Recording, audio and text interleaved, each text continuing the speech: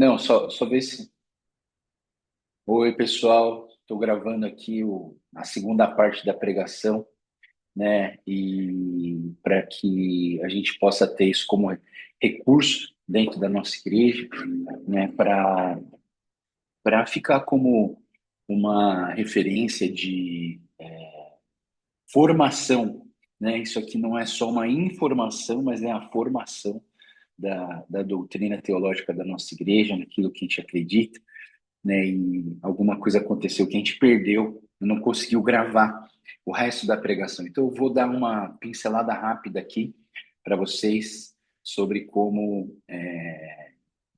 que deixar registrado, né, o resto da pregação de domingo, dia 3 de maio de 2026, né, que a gente interrompeu a gravação, estou fazendo o resto da pregação. Estava falando aqui na pregação que quando a gente fala sobre glossolalia, né, quando a Bíblia fala sobre o dom de línguas, dentro desse dom de línguas tem dois tipos de línguas, pelo menos, né? As línguas estáticas com X, estáticas com X porque não é estáticas com S, uma coisa parada, mas é estáticas com X porque ela vem do êxtase, né? Dentro de um êxtase espiritual, de uma adoração maravilhosa e sobrenatural de Deus, a gente tem a língua estática com X, que seria essa questão que vem do êxtase, né? Êxtase que várias Bíblias traduzem essa palavra êxtase, então é uma palavra bíblica porque está lá na Bíblia, né? Falando que existe um êxtase, uma experiência sobrenatural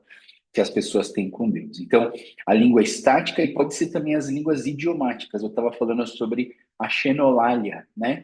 E xeno vem dessa questão de idiomas, de etnias, e lália é falar, idiomas falados, né?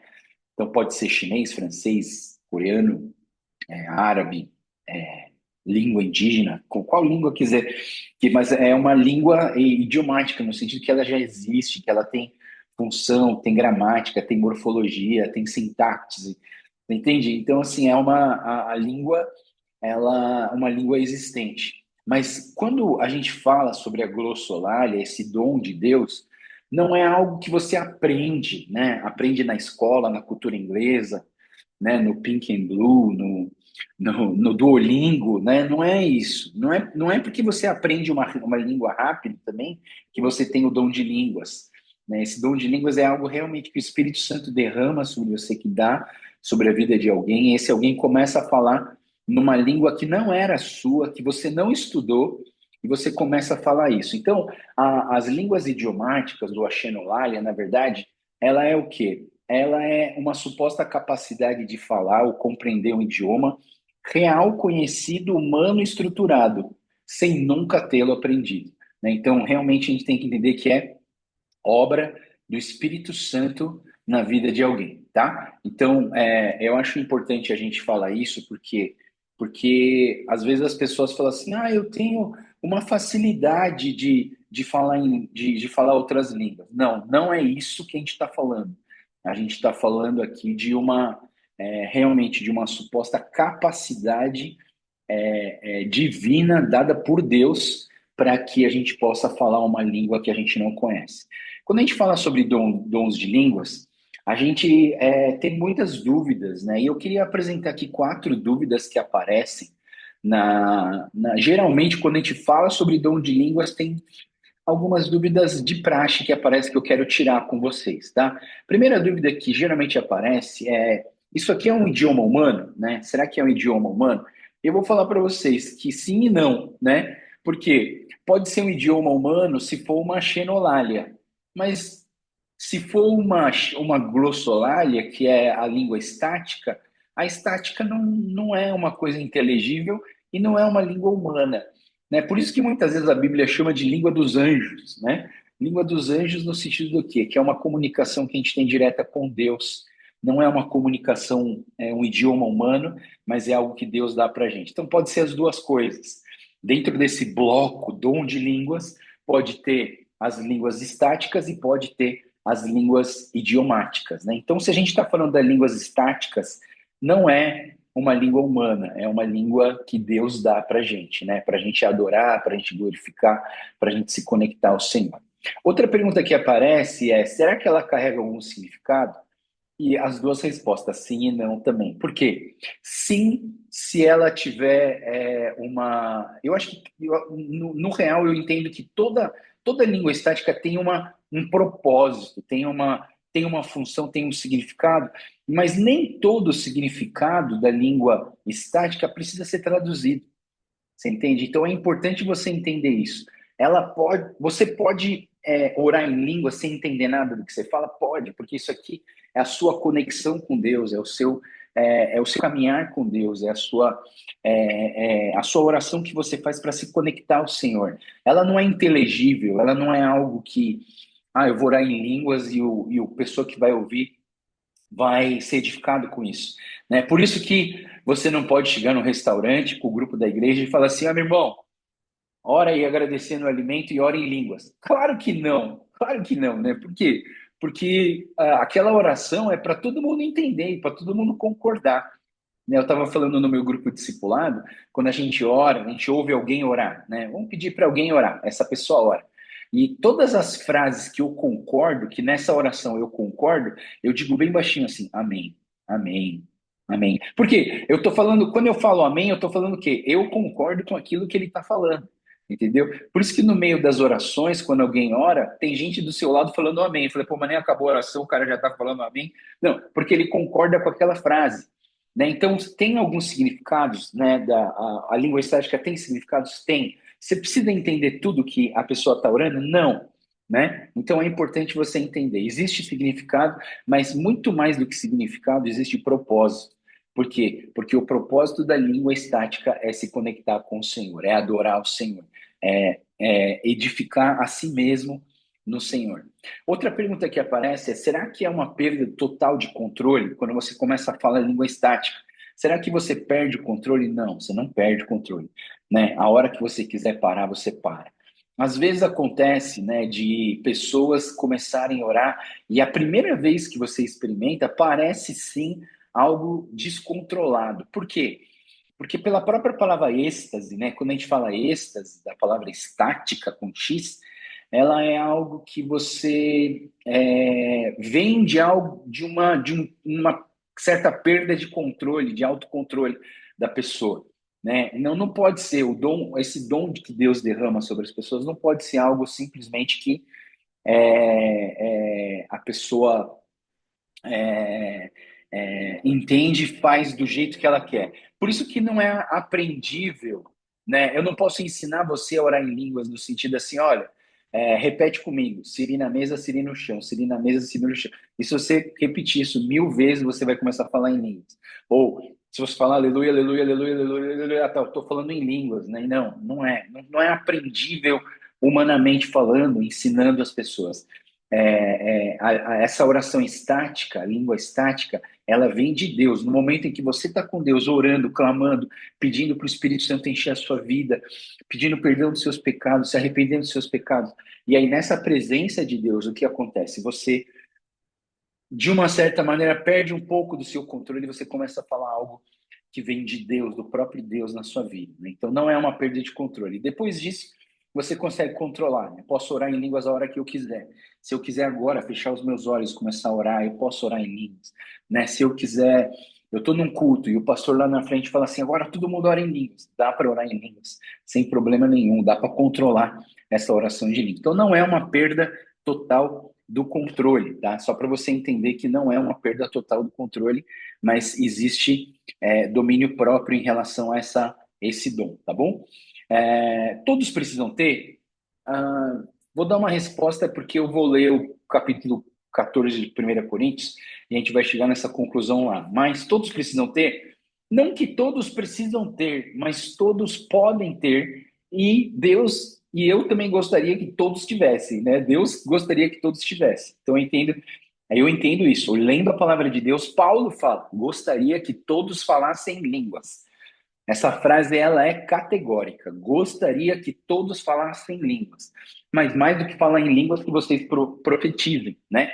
Então Paulo estava explicando que dentro da igreja, o que é mais importante, a profecia ou a línguas? Dentro da igreja, o mais importante é a profecia, porque a profecia ela vai edificar, a igreja, edificar os outros, né? Então, todos precisam ter? Não, não é um pré-requisito para a salvação. É uma forma de você melhorar sua comunhão com Deus, sua conexão com Deus, tá? Então, as línguas estáticas, elas têm talvez não tenham tanto um significado que você precisa traduzir tudo, mas ela tem sim um propósito, né? E o propósito dela é nos conectar mais em Deus, amém? Eu vou falar alguns agora, estava falando, né, que eu usei muito esse livro aqui, tá, pessoal? As Manifestações do Espírito do D.A. Carson. D.A. Carson é um dos mais renomados teólogos reformados que tem no mundo. Então, assim, os conservadores e a teologia reformada ama D.A. Carson.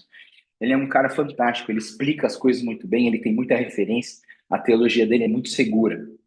E eu tirei algumas frases de alguns teólogos ou grupos de teólogos de dentro desse livro, né, que o D.A. Carson está até, vamos dizer,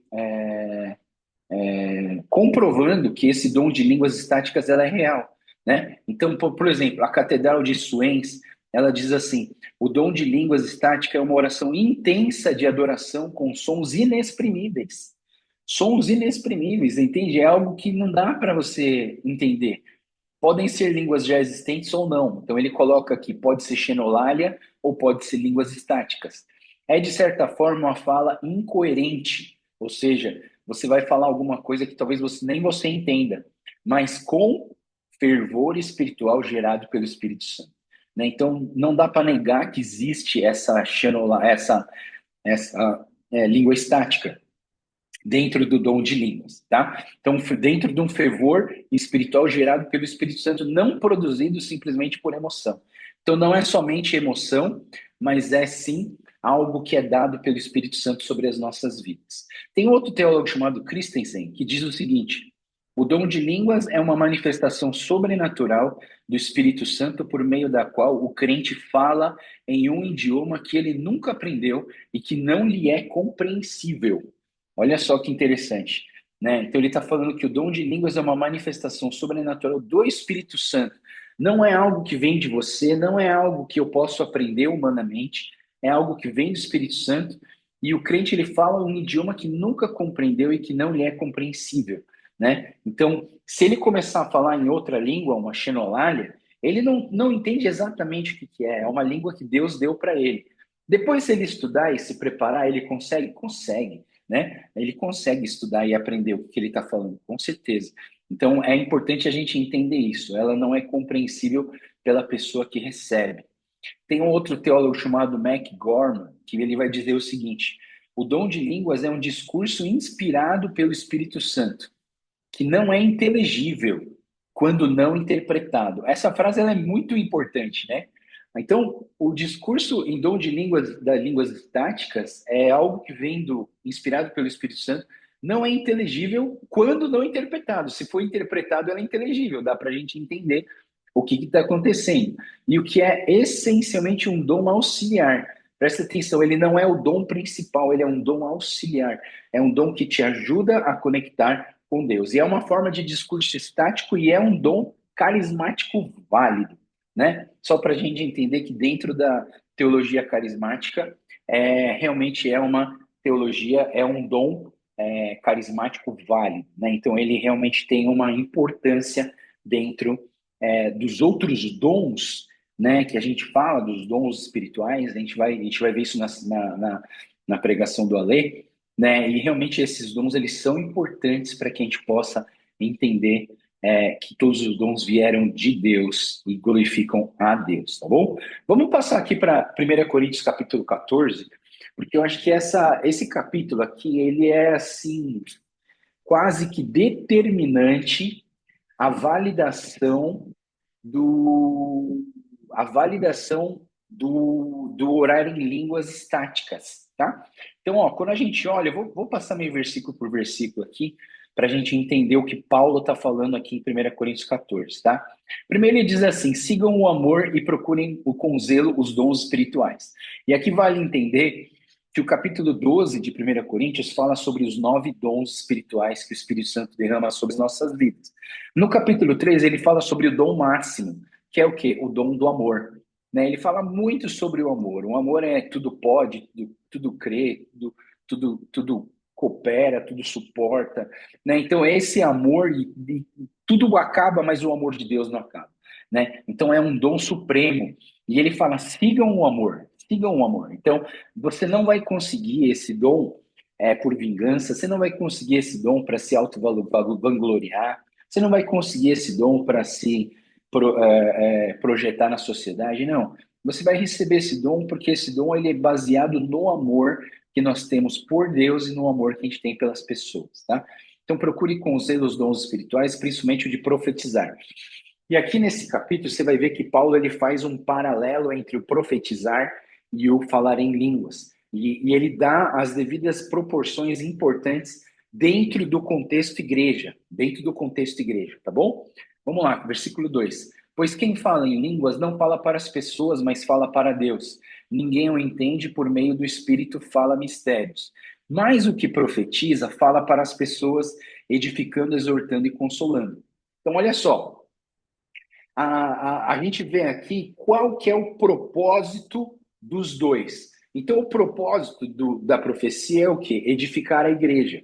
O propósito da profecia é edificar a igreja. Então, a pregação pode conter palavras proféticas, a oração do jardim de oração pode conter palavras proféticas, um irmão pode trazer uma palavra profética para o outro. Tudo isso é edificação para a igreja, é para as pessoas, é para consolar, é para edificar, é para exortar. Agora, quando a gente fala em línguas, o propósito da línguas é se conectar com quem? Com as pessoas ou com Deus? Com Deus. Então, essa oração em línguas, ela realmente tem o propósito de fazer uma conexão nossa com Deus. Então, é importante a gente entender isso. O propósito da profecia e o propósito das línguas são diferentes. Por isso que dentro da igreja, o dom de língua, de profetizar, é muito mais importante do que o dom de línguas. Versículo 5. Eu quero que todos vocês falem línguas. Pessoal, isso aqui é uma afirmação, tá? É uma afirmação importante para você prestar atenção.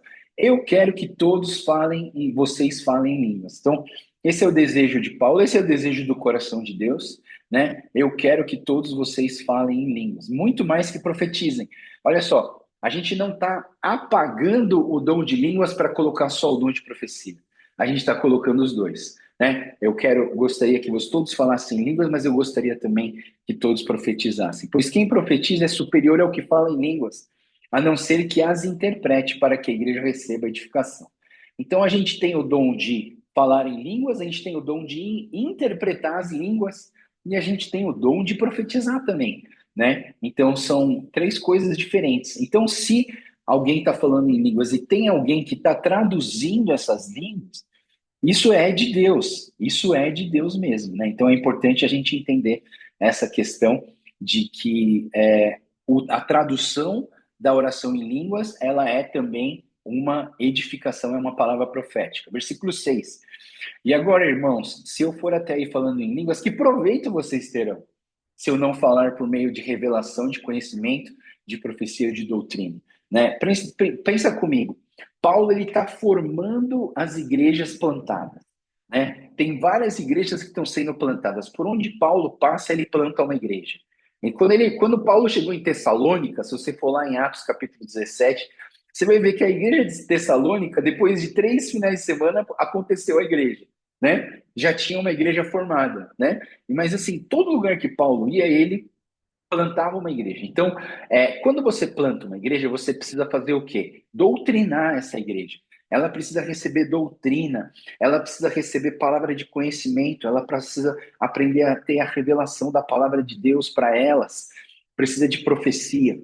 Então, no começo, imagina que a gente está começando a igreja Trine e eu chego lá no púlpito e falo tudo em línguas. Quem vai entender? Ninguém, entendeu? A não ser que tenha alguém que faça a interpretação, né? Mas o que é mais importante nesse momento, né? E eu penso assim que nesse momento do crescimento da igreja, da construção da igreja, o que é mais importante é que a gente fale na língua que todo mundo entende.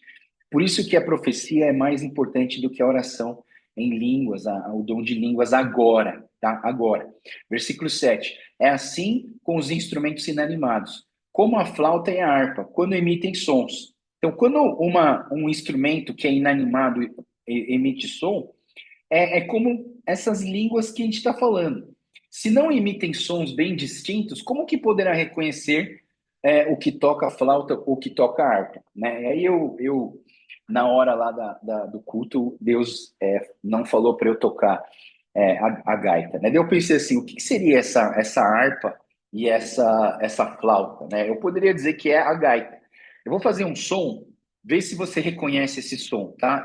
Eu estou adorando a Deus com esse som. Vê se você reconhece esse som.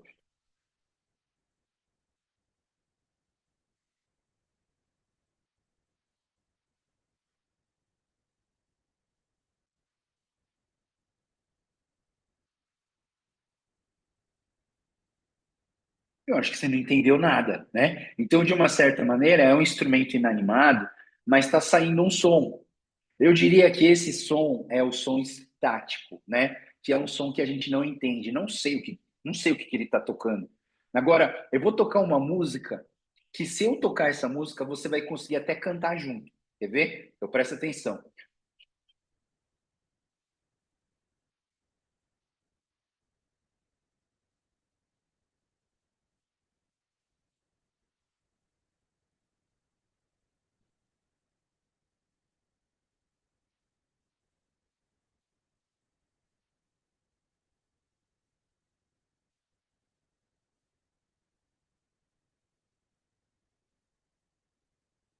É o mesmo som, você entende? É o mesmo som saindo do mesmo instrumento.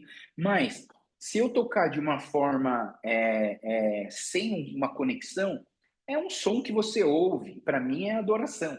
Mas se eu tocar com som distintos, que dá para reconhecer, você consegue cantar comigo, mesmo eu não cantando nada, só tocando os sons. Né? Então, se você conhece essa música, você cantou comigo. És fiel em todo tempo tu és tão, tão bom, né? Então, assim, é isso mais ou menos que está trazendo, né? Essa questão de falar em línguas, tá, sai um som, tá, legal. É minha edificação com Deus? Legal, minha edificação com Deus. Mas quando eu toco alguma coisa com som distinto, que você pode reconhecer, aquilo edifica a igreja toda e todo mundo pode cantar junto. Né? Isso mais ou menos que Paulo está falando no capítulo 14. Vamos dar uma olhada no versículo 9. O versículo 9 diz assim: assim também vocês, se com a língua não disserem palavra compreensível, como que entenderá o que é dito? Porque vocês estarão falando como se você estivesse falando ao vento, né? Então, aquele primeiro som que eu fiz era um som que não tinha muita conexão, na verdade. São sons que saem da gaita, né? Mas o versículo 10, a gente tem aqui, diz assim: sem dúvida, muitos tipos de voz, sem dúvida, muitos tipos de vozes no mundo. Nenhuma delas é sem sentido, mas se eu não entender o significado da voz, serei estrangeiro para quem fala e ela será estrangeiro para comigo. Entendeu? Então, assim, eu não vou entender, você não vai me entender, eu não vou te entender, você não vai me entender, ponto final. Né? Então, quando a gente. Paulo está falando assim, é mais importante, né? É mais importante você trazer uma palavra profética na igreja do que você ficar orando em línguas. Então, na nossa igreja, você não vai me ver orando em línguas assim, ao vento, né? Por quê? Porque isso não vai trazer edificação. Na igreja, eu preciso que você entenda aquilo que está sendo pregado, né? Então, versículo 12. Assim também vocês, visto que desejam dons espirituais, procurem progredir para a edificação da igreja. Por isso, quem fala em línguas, ore para que possa interpretar. Então, se você ora em línguas, ora para que você possa interpretar o dom de línguas. Versículo 14. Porque se eu orar em línguas, o meu espírito de fato ora, mas a minha mente fica infrutífera. O que farei então? Vou orar com o espírito, mas também vou orar com a mente. Vou cantar com o espírito, mas também vou cantar com a mente. Né? Então, assim, aqui ele está falando o quê? Né? Ele está falando que para você fazer os dois, tanto profetizar como orar em línguas, é importante a gente ter isso em mente. Tá?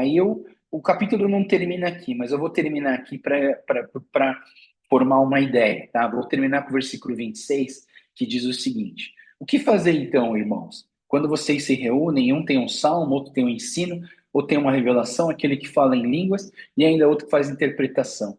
Mas que tudo seja feito para a edificação, né? Então, isso aqui é o mais importante para a gente entender isso que eu estou falando para vocês, né? Que existem as línguas estáticas. Paulo está explicando que as línguas estáticas são menos importantes que as línguas idiomáticas faladas em profecia, no capítulo 14, mas ele não está eliminando e jogando fora as línguas estáticas. Inclusive, ele falou: gostaria que todos falassem em línguas. Né? Então, eu vou trazer mais um reforço da glossolalia, porque tem um linguista cristão chamado Poitras que ele diz o seguinte, que essa glossolalia é um ser humano produzindo uma sequência de sons pronunciados. Você fala, né? Sai da sua boca essa língua. A pessoa ela não consegue identificar a sequência do som como pertencente a um idioma que já sabia falar. Então, não é algo que você já falava, não é algo que você sabe que é uma língua, Deus dá isso para você. Também ele diz o seguinte: não consegue significar ou identificar as palavras ou morfemas. Né? Você não consegue traduzir isso ou entender o significado. Teria dificuldade de repetir esses sons se lhe pedissem. E eu testei isso comigo, tá? Eu falei assim, eu vou lá no microfone e eu vou mostrar para eles como que ora em línguas, né? Eu vou orar em línguas, né? Eu vou fazer, não saiu nada. Né? Mas se eu fechar o olho, entrar na presença de Deus e começar a orar, eu oro tranquilamente a oração em línguas. Né? Um ouvinte ingênuo poderia supor que é uma língua já existente. Realmente, do jeito que você ora, parece que existe uma língua que já existe, tá? Eu quero voltar aqui, estou terminando já, mas eu quero voltar aqui em Atos 2, ele vai falar assim, né? De repente, veio do céu um som como de um vento impetuoso, encheu toda aquela casa onde estava. Apareceram distribuídas entre eles línguas como de fogo, as quais pousaram sobre cada um deles, e todos ficaram cheios do Espírito Santo e começaram a falar em outras línguas, segundo o Espírito lhes concedia que falassem. Né? Então, aqui é importante a gente entender, né, que essas outras línguas aqui, elas vieram realmente do Espírito Santo de Deus, e é o Espírito Santo que concedia isso para as pessoas, né? E dentro dessas línguas existiam várias outras línguas dentro desse falar em línguas. Isso é comprovado no versículo 7 e 8. As pessoas estavam ouvindo as pessoas orar em línguas, estavam atônitos e se admiravam, dizendo: vejam, não são galileus como esses que aí estão falando? Então, como que os ouvimos falar cada um em sua própria língua materna? Né? Então, assim, a gente vê aqui que existiam vários tipos de língua. Quem disse que as línguas estáticas não estavam presentes aqui nesse grupo? Muito provavelmente, eu diria que com certeza estavam. Né? Então, é importante a gente entender isso. Eu quero falar para vocês de uma referência da teologia brasileira, né? É um dos maiores teólogos, para mim é um dos maiores teólogos, o maior teólogo carismático que eu conheço, né? Que comprova, que fala sobre os dons, a continuidade dos dons, e para mim esse teólogo é o Luciano Subirá, né? Para mim é uma referência. Se você quiser beber do conteúdo dele, eu acredito que o conteúdo que ele tem é edificante, é bom, é saudável e é uma teologia muito boa. Tá? E ele fez um comentário sobre esse versículo de Marcos 16. Esses sinais acompanharão aqueles que creem em meu nome, expulsarão demônios, falarão novas línguas, pegarão em serpentes e beberem alguma coisa mortífera, não lhes fará mal, se impuserem as mãos sobre os enfermos, ficarão curados. Então a gente tem aqui um texto de Marcos e o Subirá ele diz o seguinte, que no dia do Pentecostes, todos foram cheios do Espírito Santo e passaram a falar em outras línguas. Nós vemos Paulo escrevendo: eu quero que todos vós faleis em línguas, muito mais que profetizeis. Como que Paulo ia querer que todo crente daquela igreja falasse se isso não é para hoje? Então, Paulo realmente queria que todos falassem, e ele entende que essas línguas, né, são sinais de pessoas enviadas por Deus, são uma comprovação da presença de Deus na vida dessa pessoa. Como que Paulo ia querer que todo crente daquela igreja falasse se isso não é para hoje, ou sequer se fosse para todo mundo. Então, Deus, eu entendo que essa língua realmente é para todos. E eu termino essa mensagem trazendo mais uma vez aquele versículo 26 de Coríntios 14, que diz o seguinte: o que fazer então, irmãos, quando vocês se reúnem? Um tem um salmo, outro tem um ensino, outro traz uma revelação, outro fala em línguas e ainda outra interpretação, mas que tudo seja feito para a edificação. Então eu quero terminar dizendo três coisas sobre o dom de línguas. Primeiro, o dom de línguas é isso, que tudo seja feito com edificação, né? Então que na nossa igreja a gente tenha o dom de línguas, mas que seja algo feito para a edificação pessoal de cada um, né? Se tiver interpretação, pode ser feito com interpretação, mas isso precisa ser comprovado com os líderes e os pastores da igreja. Segundo ponto, todo dom de Deus precisa apontar para Jesus, né? Então, o dom precisa apontar para Jesus. Todo dom que a gente tem, que manifesta curas, revelações, expulsão de demônios, dom de línguas, todos os dons precisam apontar para Jesus. E última coisa, ore pedindo o batismo com o Espírito Santo na sua vida. Se você ainda não recebeu, que você possa receber, que você possa ter esse batismo no Espírito Santo. Nós entendemos que é uma segunda experiência, né? Uma experiência separada da sua conversão. Você pode se converter e receber o batismo com o Espírito Santo? Pode, né? Você pode receber o batismo no Espírito Santo antes de ser batizado nas águas? Pode, né? Mas eu entendo que, de uma certa maneira, primeiro você precisa se converter ao Senhor Jesus. Você precisa crer no Senhor Jesus. Também não é uma regra, porque eu já conheci um teólogo que foi batizado no Espírito Santo mesmo antes de realmente, conscientemente, ele se converter. Mas deve ser muito raro. E a ideia é o seguinte, né, pessoal? A gente não pode colocar o Espírito Santo na caixinha, né? Então, que Deus possa falar aos nossos corações e que você tenha o desejo de buscar o dom em língua, dom de línguas, que você tenha o desejo de buscar o batismo com o Espírito Santo, lembrando que todo dom precisa ser para edificação e precisa apontar para o nosso Senhor Jesus Cristo. Amém? Deus abençoe vocês e que você possa guardar essa mensagem também para que você possa ser edificado. Deus abençoe a todos e a gente vê no próximo domingo. Tchau, tchau.